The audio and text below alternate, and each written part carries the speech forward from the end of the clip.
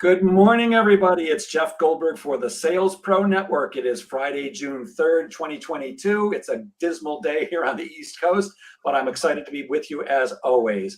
I am a sales coach and trainer. I work with both individuals and organizations to help them achieve measurable and sustainable sales increases. And I founded the Sales Pro Network to elevate the profession of sales and to help you make more money. And if you've been with us before, you know that every Friday at 10 a.m. Eastern, I either do a live training or I interview a guest who can add value to the profession of sales. And once again, my friends, I've done it for you. It's my pleasure to introduce you to a real expert who I know you should be, if you're not already, you should be excited to meet. Let me introduce you to Nancy Calabrese. Good morning, Nancy. Hello, everyone out there. I love your music. That Thank gets you. going. That's actually new. We've only been doing that for about the last 3 weeks. If you're watching us live, this is also a podcast, but if you're watching us live, please say hello in the comments. If you're watching us on Facebook and you have not connected your Facebook account to StreamYard, it just says Facebook user, so we won't know who you are unless you put your name in. And if you're watching on the replay, please be sure to put replay in the comments, no matter where you're watching us. And of course, if you have questions for Nancy, please put those in the comments. I'd be happy to pass them on. Nancy, would you get started by maybe giving us the 2-minute version of what brought you up to this point? Oh my goodness. The love of the phone. So I got my start in business a million years ago when the phone was the only source of communication. There were no fax machines, there were no computers, there was no email. And I had always been told I had a knack for selling. So I started out as a recruiter or a headhunter. And my biggest fear was that I would never get any customers. And lo and behold, what I learned, and probably also like you, Jeff, I just had a natural inclination to getting people on the phone and asking questions to the point where they were educating me. I started specializing in insurance, and I didn't know a darn thing about it except I needed it. And through the quality of the questions I would ask, they taught me. And fast forward back in 2008-ish, 9-ish, I was approached by a client of mine to launch their inside sales department. And we did it for 2 years. We set 300 appointments for them in the first year. They had 10 producers. And then like the light bulb went off. Oh my God, I should do this for a living. I love it. We have skills that we believe will get people on the phone and interested. So I formed One of a Kind Sales 2011. Outstanding. And Yep. I don't know if I mentioned this to you when we first spoke, but I was a recruiter for 5 years also. I consider it one of the toughest jobs, if not the toughest job in sales, because you always have to make 2 sales. You have to sell the Yep. candidate on the company and the company on the candidate. And speaking Yep. of recruiters, good morning, Don Levine, our recruiter from Long Island. Good morning, Morgan. Good Oh, to see you, my friend. Good morning, Ben Gips, a real professional. And good morning, Steve Kent. Good to see you all. Let's get to some questions because I know your company does sales training like I do, but your main focus is appointment setting, yes? yes, Let's very talk much so. about that. Yep. So Yeah. one of my beliefs is that nobody cares more about your appointments than you do yourself. Is it better to set appointments for yourself, or is it better to engage with a company like yours? I think you need to do a little bit of both. Okay. We are not a silver bullet, meaning that my people are professionally sales trained. And depending on the scope of the campaign, we're only investing a certain amount of time each week in our clients' efforts. So anyone who's in a sales role should also be picking up the phone and engaging strangers in conversation as part of their activities. I mean, sales is very activity driven, right? If you do all of the activities that are necessary, you will hit your goal. And unfortunately, most salespeople, I say, hide behind social media.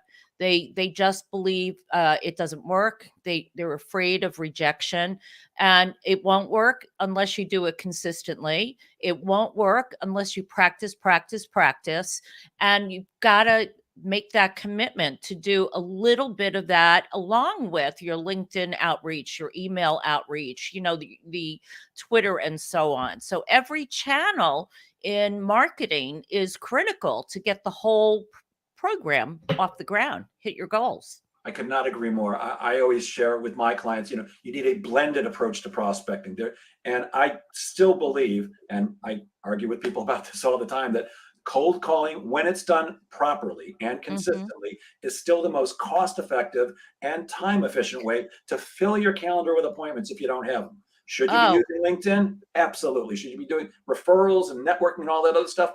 Absolutely. I do. yeah. But cold calling needs to be a part. And I love what you said. Uh, Engage people in a conversation, not call them up and pitch them. Tell me a little bit more about that because I could not agree more. Oh my God. So there are two schools, two approaches to selling: features and benefits and consultative selling. Many salespeople are trained or have been trained in, this is what I can do for you. Here's what my company is great at. We're going to be in the neighborhood. You need us. That's features and benefits. And what that creates is, we call it the invisible sales wall. As soon as the prospect hears that, they're trying to figure out how we're going to get them off the phone. Now, I'm not saying that doesn't work, but it creates a very stressful conversation. Whereas when you use a consultative approach, we call every conversation as a discovery call. It's very non-salesy. You feel less stress because the goal in that conversation is to determine, are we speaking with a decision maker? And if we are they in need of what we can help them solve? And if they're not, the end of the day is, if there's no, we call it pain, if there's no pain, there's no sale. And yet you leave the conversation with the opportunity to call them back, because you're not pressuring them to do something that they don't want to do. And if you do that, they're likely going to be a no-show. Mm.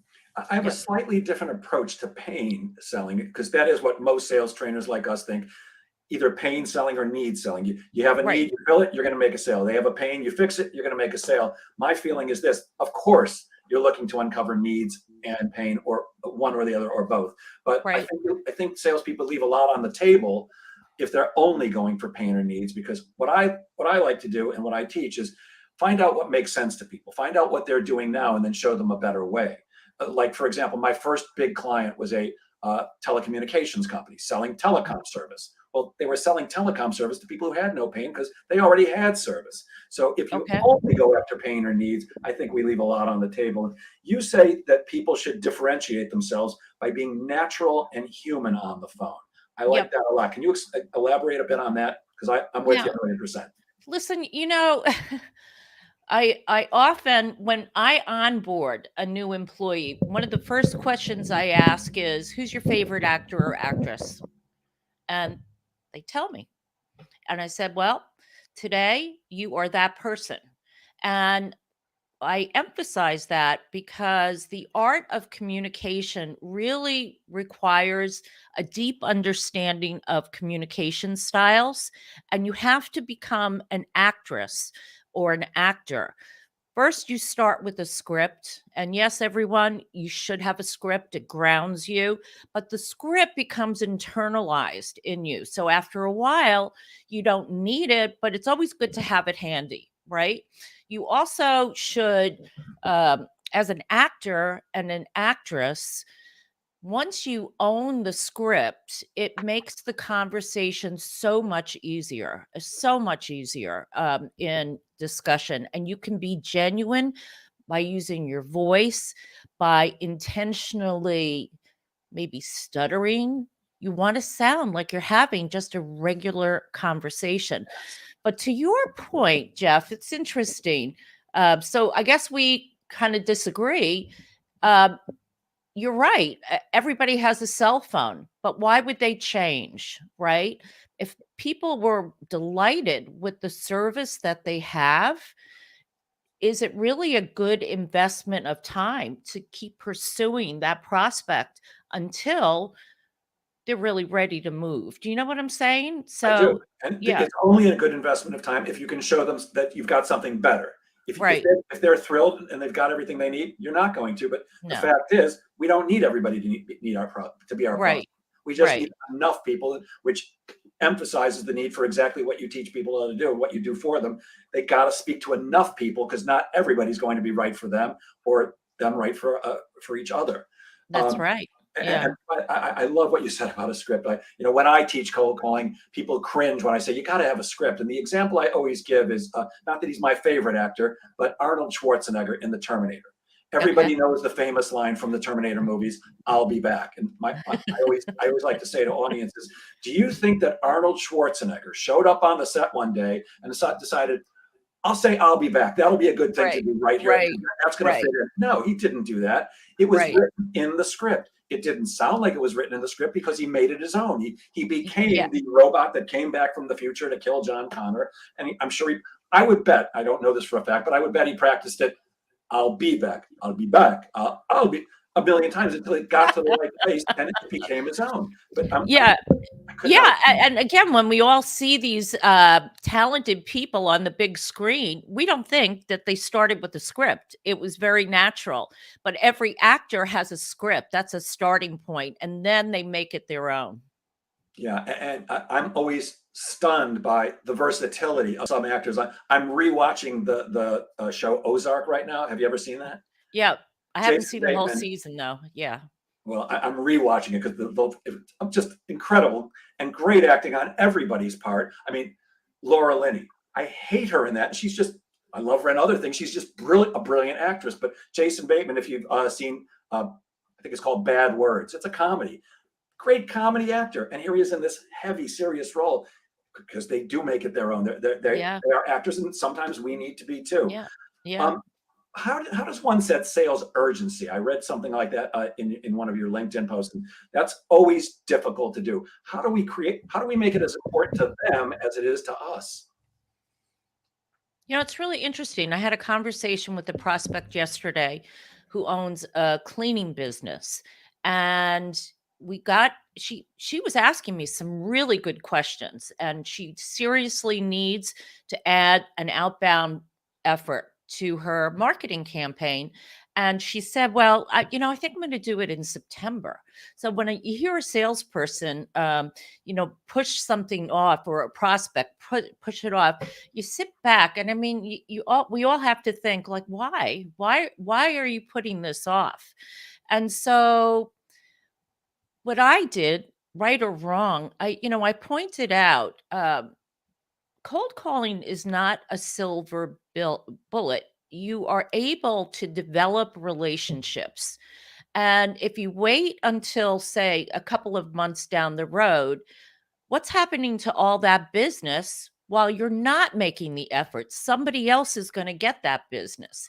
And it's not like you're going to have 50 appointments in one day. That's just not the way it goes. So, long story short, we're meeting again next week Yeah, it's the cost of because opportunity it lost. was logical. If you postpone this channel, somebody else is out there taking that business that you could have had.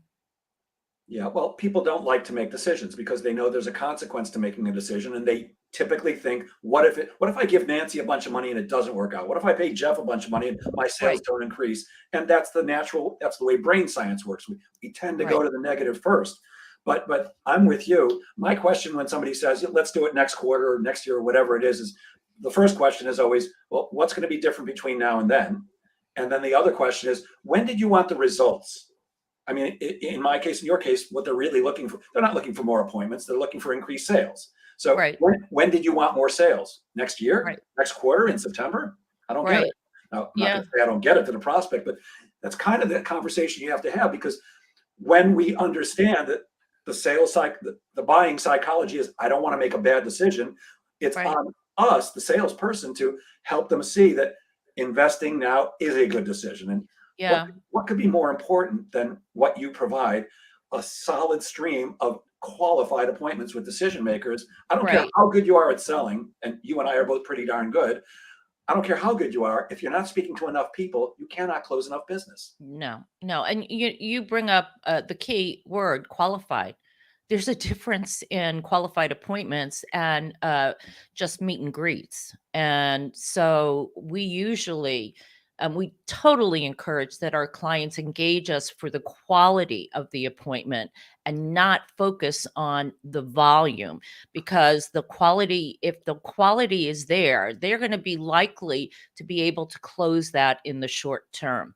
Another real important factor for everyone listening in is how large is your target audience? How large are the organizations that you're going after? So if your sales cycle takes 6 to 9 months, right, you better be in front of them ASAP, because you're not going to get the business for 6 to 9 months. So there's no better time than just, what did they say at Nike? Do it.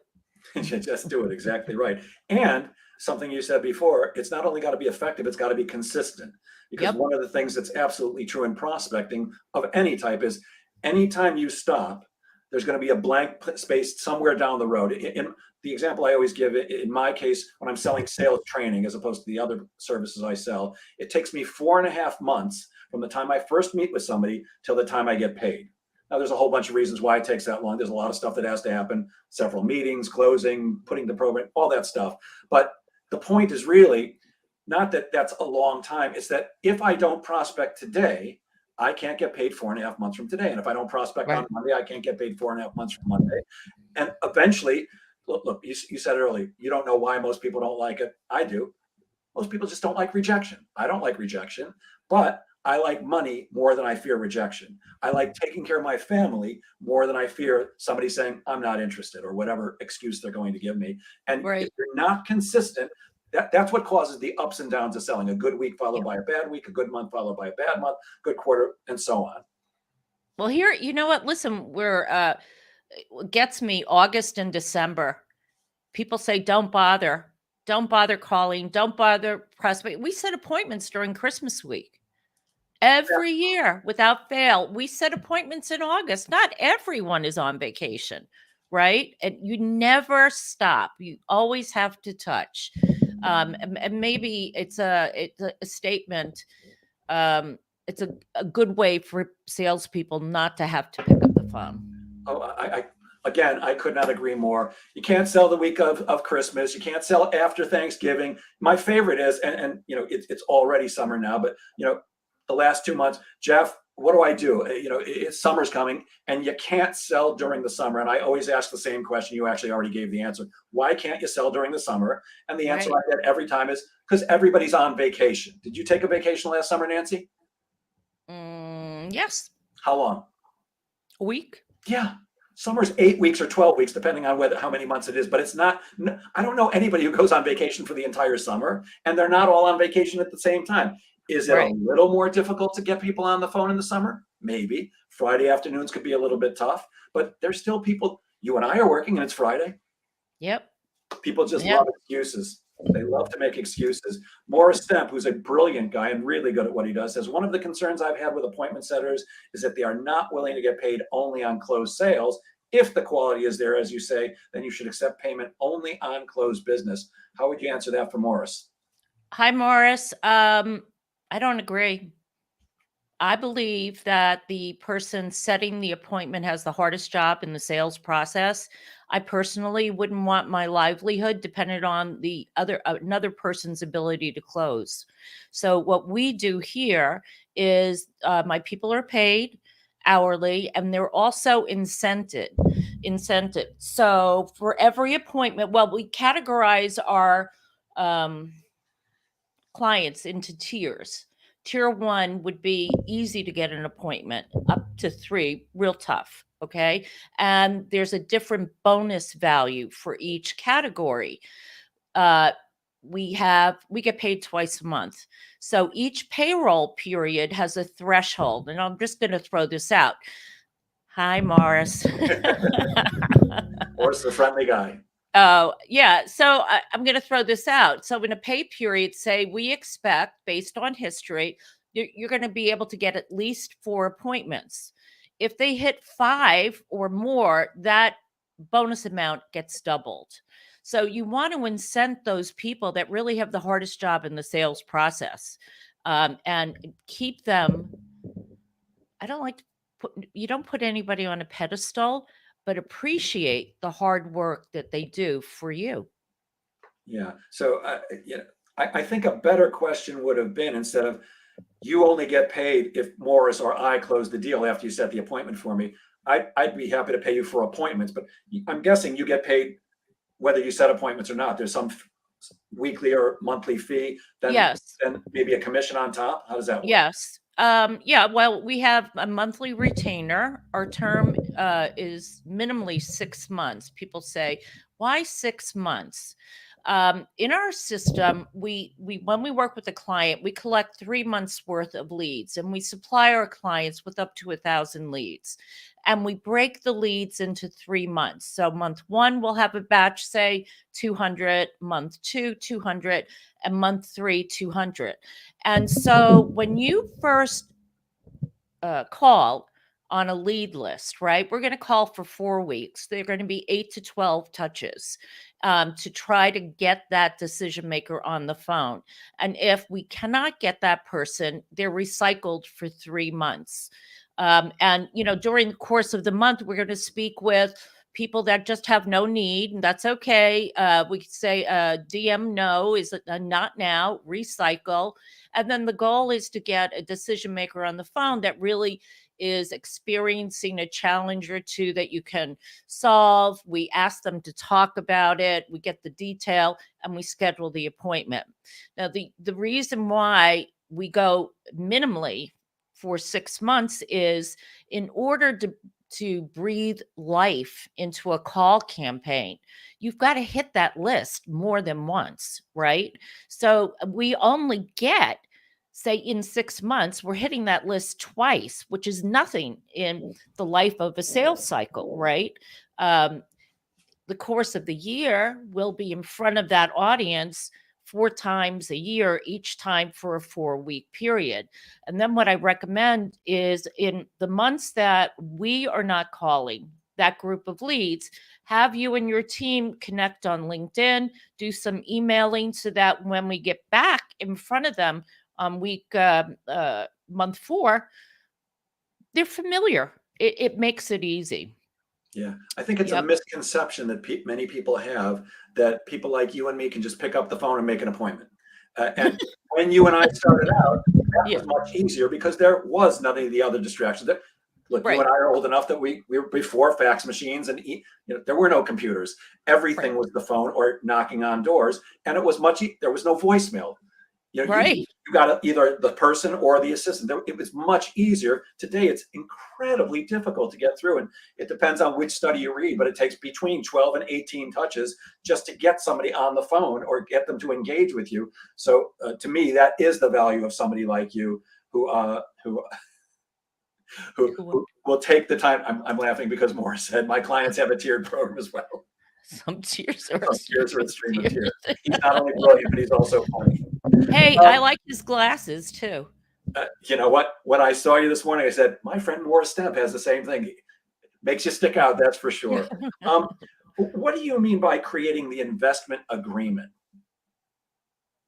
What do you mean by that? I read it in one of your posts. I'm We gonna get we my can move. marketing I rep make on the posts all phone. the time, and people ask me, "What do you mean?" I'm like, Say "I that don't know what again. What do I mean by what? creating the investment agreement." Doesn't ring a bell? Well, I think I don't know what post that came out of, but in the conversation, you know, first time meeting is generally about 30 minutes, and we started out. I want to know more about what brings them to the conversation. And towards the end of my questioning, I always ask the budget question. And I don't know, again, if this is where it came from, but, gee, in listening to what you've described, I think we might be able to help you. I never say we can. Always might be able to help you. And I don't suppose you have a line item in your budget to invest time, money, and resources to get this program off the ground. And, invariably, no. And that's when I go in and you bucket it. So if I told you that in order to engage our services, you would need between X and Y, gee, Jeff, is this a time we shake hands and part friends, or should I continue to describe the process? So I hope that answered Got it. that And question. when I do my research, I go to people's LinkedIn posts and I just look, and I apologize if I threw you off there. No, no, no, I hope no. by the way, Ray Aurora, good morning, my friend, says great show for Nancy, and Hi. an outstanding sales trainer, Erica Bose Vassell. Good to see you, my friend. Uh, Hi. she's the queen, as you can see, with her crown. Good Um, morning. Here's another one for you. How do you eliminate buyer's remorse? Uh, Here's what happens, and this is where it does become challenging at times. When companies hire their own inside sales reps, there's less scrutiny in the process, right? They're their employee. And when companies outsource, there's a tendency to get very granular and look at everything in the process. So we are responsible, my team and I, every meeting we have with a client is to remind them about the infancy of the process, right? People get, why haven't we gotten more appointments? I'll give you an example. We do a lot of work in the insurance industry, right? And it's just a highly saturated community. And for every call that we make to a business, they're getting 20 other calls from other insurance agents. So we have to sound different to catch their attention. So to get back, and I forget what your question was again. It was about eliminating buyer's remorse. Yeah, you have to speak with logic. They know the people that engage us are either salespeople today or they were. They're partners in firms. They still have selling responsibility and they know in their bones it doesn't happen overnight. So, what we reinforce is our inside sales engine. And we really try to get them to focus on the activities that we can control. We also, just so you know, in the states where we can, we share call recordings. I mean, they're the experts. Great. And if there's a way, a word or two, we can switch, that would be better to use in the script. We get them involved with that as well. We do role plays too. Mm. What came to mind for me when I saw that you had posted about buyer's remorse was my start in sales years and years ago was with Encyclopedia Britannica, which a million years ago was a $2,000 set of books that people could send their kids to the library I to use for free. remember them. Which, well, on the good side, you were dealing with what people care about most, their children. On the bad Right. side, they could go to the library and use them for free. And the contract that people signed when they bought Encyclopedia Britannica had a 72-hour rescission. So you had 72 hours to change your mind. In other words, we used to talk about that when we go in, we're kind of weaving a magic spell as salespeople. And that Right. when people sign a contract for $2,000 plus tax and shipping, and then when you leave, they start having what's called buyer's remorse. Oh, should Right. we really do this? And it's how do you eliminate that? The way I used to do it was I would actually point out the 72-hour clause, which was on the back of the contract, and say, look, you have the legal right to cancel this within 72 hours, but I'd like to tell you this. If you're going to do that, just tell me right now. I'll tear up the contract. I'll give you back your check. Yeah. I'm not looking to talk you into anything. I only want you to have this if you really think it's going to help your kids. And fortunately, that honesty helped Yep. prevent buyer's remorse. I had a very, very low rescission rate in sales. How about this one? This is a question I get all the time. Yeah. How do you stop prospects from going dark? And what do you do when that does happen? Oh, it's a go for no email and conversation. So basically, and it does happen, for no reason. You just don't know what's going on in their real world. If I'm not able to reach someone after a third try, we had a first conversation and we weren't able to connect or they didn't get back to me. My last is, gee, obviously something's changed. You can make it humorous. Maybe you were stuck under your desk or, these things happen. Just let me know. So this way I can close your file. I did that recently, 2 accounts, and I got them both. Yeah, and Yeah. that's almost exactly what I do. I teach sending an email or leaving a voicemail saying, should I close the file? And then there's Yep. some verbiage about we met, you seemed interested. I've sent Yep. emails, I've left voicemails, you haven't returned it.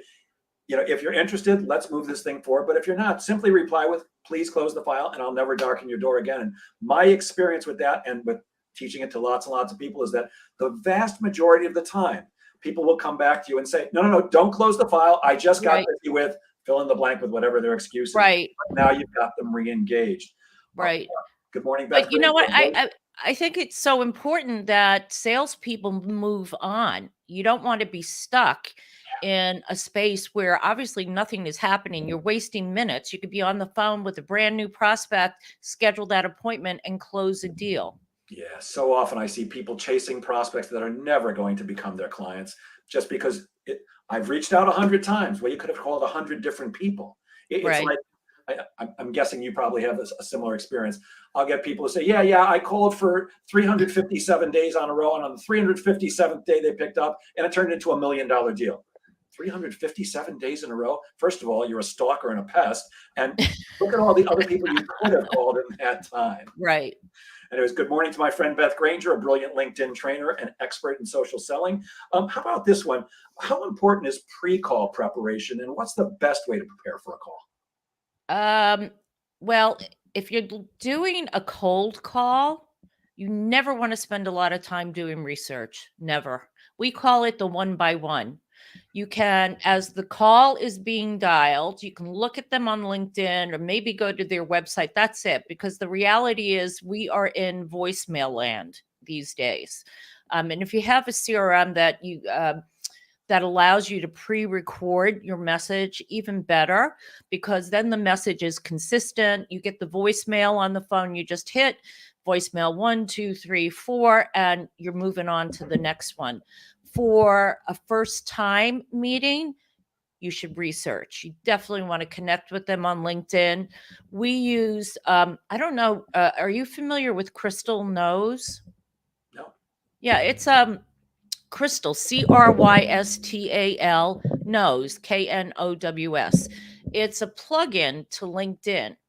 And what it does, so when I look up a profile, I can hit Crystal Knows, and they evaluate your communication style or disc style based on how your profile is written. And I will tell you, it's not 100%, but I use that and I swear by it because it better prepares me for the type of conversation I'm going to have with a dominant person. It's going to be bottom line me, and the interactive, I always forget but anyway, they go on and on and on about, influencer, on and on and on about who they are, what they did. The S's are the steady eddies. They like group approval, and the C, the compliant. They're going to ask you a million questions about the details. So, um, yeah, I do that, and I check out their website, and then we're on. Yeah. Once again, I'm with you 1,000,000%. I find way too often people do way too much research. I once sat with a guy observing him to coach him, and he would make a call, then do 20 minutes worth of research, then make a call, 20 minutes. It took two of them. And I said, what are you doing? You're killing yourself. Should Yeah. there be some research? Of course, you have to know about an industry and at least a little bit about the company. Otherwise, how can you engage them in a conversation that's going to be intelligent and show them that you're worth giving some time to? But 20 minutes each time, 30 minutes. If you're going to do that, do it on the weekend for sure. Don't do that during calling time, because Yep. you need to be reaching out to as many people as possible. And you just brought up something. It was actually three questions down the line, but it's so important that probably should have brought it up first. What? Voicemail. Should we Oh, be leaving a voicemail? Should we not? yes. And if you think we should, what message actually gets people to return a call? Curious. Don't do a features and benefits dump because it'll be clicked. Our messaging is very simple. Gee, we don't know each other. It's important that we speak. Nothing urgent. Here's my number. Boom. They And call us do back. you have Not stats? all the time. Sorry. Not all the time, but it does. We do get callbacks. because we haven't told them what we're doing, where we're from. It's not necessary. I could not agree more. Curiosity is what seems to get the best result. The person who leaves a message, "Hi, I'm Jeff Goldberg. I'm a sales trainer. Would like to talk to you about possibly doing some work together. I'm wearing a black shirt and black pants. I think that matches. I didn't eat breakfast because I wasn't hungry. The ex-wife is good. My kids are good." Nobody listens to that message. It gets deleted 10 seconds in. Got Right. to get them Nobody curious cares. quickly. And I know we're on the right track because Erica, who I said is a tremendous salespaper, says yes. Create curiosity because people are nosy. Yes. Good Yeah. morning. And you know That's what? the Fran Bueller. The three worst words are, Jeff, hi, Nancy Calabrese. How are you? Never, You never. just don't do it. You don't do it. No, But nobody cares. in my mind, there are only two types of people that call and say, "How are you?" Your mom, and I know you're not my mom when you call, and salespeople. Why do the purpose of an appointment making calls is not to find out how you are, it's to set Yeah. an appointment and to see Right. whether it's worth doing that. Right. Could not agree with you more. This one I wrote down, and if you don't know what I'm talking about, I actually have some clues for it. You Okay. offer 3 techniques for advancing the sale. What are they, and how can salespeople use them? Do you remember that one? No. My biggest fear, justification, and staying negative. Does that help? It was a great post. You need to go back and read. All right, everybody follow Cecilia, Nancy on you're killing LinkedIn. me Go look for here. that post. Wait. Say that again. Let me You, just you, think. you said the 3 best techniques for advancing the sale are my biggest fear, justification, and staying negative. Okay. My biggest fear. Okay. This is what we call reversing. Okay. Slowing the conversation down. Here, salespeople tend to have happy ears, right? Wow, this is going to be my next best deal. What we try to do is be cautiously optimistic. And, Jeff, here's my biggest fear, that we're going to engage each other. And in month 2 and 3, you're going to be chomping at the bit because you don't understand why there aren't as many appointments. What are your thoughts on that? And then you pull it right back over. Yeah. Absolutely. It's complete transparency. Yep. And Yeah. actually, one of my favorite recent books is called The Transparency Sale. I don't know if you've read it. Brilliant, by Todd Capone. He talks Okay. about the need to just be transparent with people, Just be especially in honest. negotiations. Yes. And, you want to be honest in an adult way, an unemotional way. And the term that comes to my mind are softening statements. Like, it's my fear that, gee, I'm just wondering if, and so on. Yep, love that. Did I answer your And question? we both know virtual sales, they're a huge part of every salesperson's life today. One of the things that's important in any sale is, how do we get people to trust us? How can we build trust virtually? Because it's very different than being in person. Oh, well, I have to disagree, because almost all of my sales life has been over the phone and virtual, but it's your tone. It's matching their communication style, the speed in which they're speaking, getting to the point if that's necessary. You earn trust because people like to hear themselves speak. And also, it's the quality of the questions, and how, like, again, you're actors. Oh my God, how long has that been going on? You really have to empathize with them. And it's really through the power of the voice virtually. And, now we can do Zoom. So it is important that they see you as a human being. And it's really interesting, though. I have found since COVID, people are much more casually dressed, right? And you never know. I mean, we used to have to suit and tie it all the time in the early days. And like you, I'm all in black. I have flats on. Yeah. Yeah. One of my favorite things, and not the favorite, but one of the good things to come out of COVID is that I hope I never have to wear a suit again. I And a know. tie, I've never understood why I want to put a rope around my neck. I don't want to do that. Uh, Even in face-to-face meetings, which I'm starting to get back to, I don't want to wear a tie. Let's be human beings. Here's something else. Everybody, and me too, everybody wants to close business as quickly as they possibly can. But you say that selling is not a race to the finish. Can you explain? It's all about timing and need. Like you asked me earlier about how do you create sense of urgency. Now, I took a stab at it, but if there was pushback, I'd have to respect that. It's about them, what they want. And so, um, I forget your question. That you say that selling is not a race to the Oh, finish. it's not a race. No, but that's why you need to keep doing the activities that are going to get you to close. And that includes picking up the phone. And I agree with you. It's so cost efficient. You get so much more done by picking up the phone than traipsing around in a car, going to a networking event that may be hit or miss. You have your targeted leads and you get so much more accomplished. Yeah. Up until about, I'd say 6 or 7 years ago, I used to teach salespeople, you've got to control the sales process and move it along as quickly as you can, which you still want to move it along as quickly as you can, but it's really not about our sales cycle. It's about their buying cycle. Because the Yep. prospect can talk to you or not, they can pay you or not. They really have most of the control. To me, about the only thing we can do is consistently try to move the sale forward, always Yep. getting a next meeting, a next appointment, and understanding that sometimes no really means no, or not now really means not now. Yeah. I had a partner for a while, and he used to say, you know what? No just means not no for now. Doesn't mean no Yeah. forever. Go find somebody who's ready to say yes. Yep.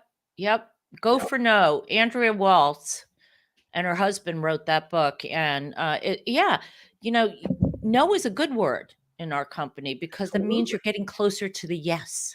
No is my second favorite word in selling. And if yes is here, no is right there. Yeah. Everything else is horrible. I need to think it over. I need to talk to my partner. Oh, I need to that's take the it to me. worst. All that is horrible. But I know. I'm fine with no. Now, I'm not saying that you, and I'm sure you're not either, when somebody says no, we don't cut and run immediately, but there is a time when no means I need a little more information. Maybe it's going to become a yes. And there are many times when no just means no. I'm not Yep. here to argue with anybody. And I'm certainly Right. not here to fight uphill battles, which why to me, somebody like you is so important because the more prospects you can put me in front of, I can Right. take notes. I don't need everybody. I just need enough. Right. And when you do outsource to a team like ours, here's what's key. So we get the appointments, right? We keep a running list of those appointments and we need to know where you are in the sales cycle because if it's going to be a no, they got to go back in the call queue. So we keep the touching them throughout the year. And that's true collaboration.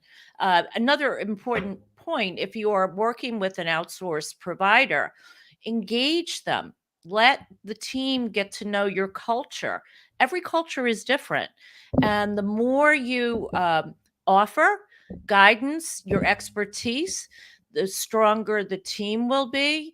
And I'm going to mention this, and maybe a lot of people won't agree, but we don't need to be experts in your business. We don't want to be an expert. We need to understand what you do, but we never go into sell mode because if a prospect starts asking questions, we say, wow, gee, I'm just curious. Why are you asking that right now? To get them to tell us what's motivating them. And then we pivot and get the appointment on the calendar. Right, based on your question, it sounds like it'd be a great investment of time for you to meet with somebody who can answer all the. Yeah, absolutely. Yeah. You also say, and we've all heard this a million times, sellers should only speak about a third of the time. The old, you've got two ears and one mouth. You should listen twice as much as you speak.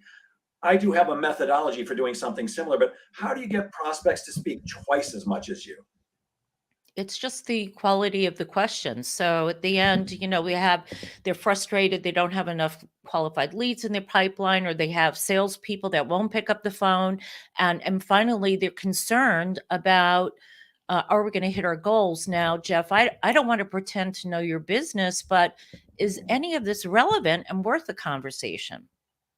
And just zip it. The most And difficult thing you for know what? sales. You're going to get blow offs too. You got to expect that.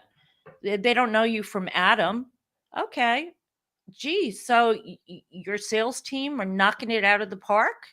Wow. How'd you get to be so lucky? What are you doing? So we try 3 times to go back and then finally at the end, very important, if it's not going to be them, who do you know? Who's in your center of influence that you could recommend that might have an interest in networking with me? Yeah, and you just mentioned the toughest thing for salespeople to do, which is zip it. Most salespeople don't know how to shut up, and they don't realize it's not about your brilliant pitch, a word I hate, by the way. It's really about having a conversation with people. And the method I teach salespeople is what I call tell, ask, tell, ask. The way most salespeople think selling is present, present, present, present. Let me tell you why we're the greatest company in the world. Well, when I teach this method, it's simply for every feature or every benefit or everything you tell, force yourself after that to ask a question. Because if you do that, well, the prospect is going to engage and they're going to answer the Right. question. So at least you're speaking half the time and they're speaking half the time. Uh, Yep. most salespeople, it's all about the pitch. Let me tell you why we're the greatest company in the world and why you should use us. You That's can like nails on a chalkboard to me. absolutely, you can see their eyes glaze over and they leave the room, not literally, but they're, that's when they start checking their watch and okay, gotta go. Just engage in a conversation. I Yep. always say sales is not rocket science. If it was, I couldn't do it. Just have great conversations with people. And I hesitate to say, well, not about me these days, but my daughter is in college. She's going to be literally a rocket scientist. Oh, So she's going to wow. be able to say it. Um, Wow. you've written a lot about self-care for cold Mhm. callers. Why do they need self-care and how do they do that? And I, of course, agree with you, but I'd like to hear from you. Self-care, we're all human beings. We all slip on a banana peel. And we do a real good job here at One of a Kind Sales. We have a great culture, a very engaging culture. And I think it's the job of any leader, especially for the people that are doing the worst job in sales, or the hardest job, I should say, not the worst, but the hardest, is to keep them um, motivated. One way we do it is we share, like I'll share YouTube videos, sales techniques. We rah rah each other. We have stupid GIFs. We celebrate everybody's birthday. We have self care is they need to be reminded, not daily, but weekly, how great they are, even if they didn't get an appointment. That's self care. And self care also, we put our people through training every week in Sandler methodology, sales methodology. Sure. They love it because they deconstruct the cold call. So these people on my team, they're sharpening their knives. I mean, their skills from where they first joined to where they are now. It's just amazing. So that is self care. The other thing we do, not everybody is interested, but we give every other Friday off. Yeah. We like it. Some people want to work 5 days. That's fine. But I and we also, I want to be sure. Now, all of my people are, except for one, all of my people are full time. But definitely, vacation. They have to take vacation. I don't want them working 24/7. Yeah, Yep. it's a tough gig. Sales is look. I always say this: sales beats digging ditches in the hot sun, and I don't know that because I've never dug ditches in the hot sun, but I assume it is. But it is mentally draining, and especially cold calling, because let's face it, we do face massive rejection, and Mhm. I think part of self care is understanding it. If you just can't take another call, get up, walk around the block, take some time. Maybe you're not in the mood today. You do have to have a positive attitude. You can't be a mope. And if you're Right. not in the right frame of mind, maybe today's not just not your day to pick up the phone and cold call. Now, I assume in a company like yours, they have to do it all the time. But for those who are doing it for themselves, if it's not Yeah. working, take a break, do it again later in the day, or maybe it's tomorrow. And I don't want people to hear that as an excuse to not make your calls because Right. anytime you don't, you're going to have a gap somewhere down the line. But you do have to take care of yourself, and it is mentally draining. It's hard Yeah. to hear no, no, no, and sometimes people can be downright rude. Yes. Oh, and there are jerks out there. So yeah, we do get some idiots on the phone. The good news is you never have to talk to them again. But to your point, I have a set of weights in my office, and I try not to. book back-to-back meetings. I always want to have a gap of at least 15 minutes, although I'm breaking my rule today, because I stand up, I walk around, and you want to get yourself mentally into the next conversation that's going to take place. Yeah. So sometimes I'll just say, you know what? Can't take another minute of this. I'm going to go walk the dog. I live a block from the ocean, so we'll go walk on the beach for a couple minutes, come back. I'm raring to go again. Yep. Sometimes, maybe it's just because I'm an old guy. Sometimes I need to take a little nap. I need 10 or 20 minutes to close my eyes, and then I can come back strong again. If you don't take care of yourself, you're not Right. going to sound right, and you're not going to be effective, and you're not going to listen well Right. when you're prospecting. You God talk love you. I can't take naps. I wish I really. could, but I can't. I'm Nope, such a good can't. napper. I love a good nap. It's one of my favorite things, and that's one of the things I love about mostly working from home. I tend to. I think it's important to be aware of when you're mentally sharp and not. We all have times of the day. I'm great early in the morning. Horrible at 3 o'clock. In fact, I don't know if you can see it. I guess you can't. But I've got a little cut on my nose here. Oh, I actually fell asleep at my desk the other day at 2 o'clock. Knocked down. holy Hit, cow. hit myself on my keyboard and actually cut my face. I said, you know what? I think I need to go lay down for a couple of minutes Oh because my god. That's yeah. horrible. Well, Wow. when you get to my age, Nancy, maybe that'll happen to you too. No, we're not gonna reveal ages. Fair enough. You talked about how you guys qualify. Are there any advice you have, tips for qualifying a customer over the phone? Well, you have to determine, are they the decision maker? I'm not sure you're the person I need to talk to, Jeff. If you give me 30 seconds, I'll let you know the reason I call. You tell me if it makes sense to continue. They give us the Love that. permission and they'll say at the end, well, no, no, no, no, you need to talk to so and so. All right. Um, the questions, they're the same questions. So you acknowledge you're really frustrated. You don't have enough leads in your pipeline. Gee, Jeff, tell me more. Wow. How long have you been trying to get your guys to do that? Uh-huh. What have they done? What haven't they done? Um, have you ever thought what it might be costing you by not having them pick up the phone? You get them to talk. And Yeah. then you just gently pivot. Gee, can I make a recommendation? Why don't we get our calendars out and schedule a 30-minute call with Nancy? So, and you close.